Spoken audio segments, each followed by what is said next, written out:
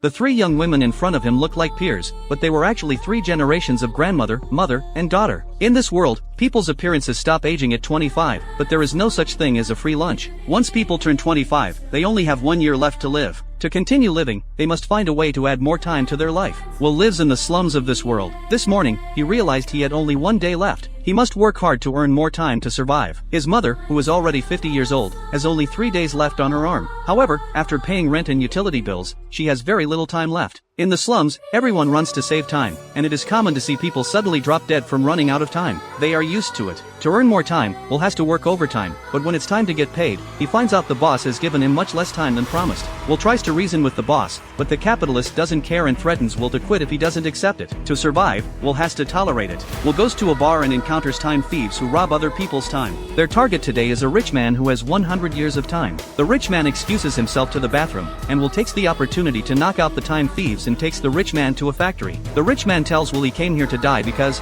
after living 100 years, he is tired of eternal life. He has long understood that the rules of this world are set by the rich. They constantly raise the cost of time in the slums, causing the poor to die. This ensures the rich can live forever and maintain population stability. Finally, the rich man asks Will what he would do with 100 years. Will replies that he wouldn't waste a single second.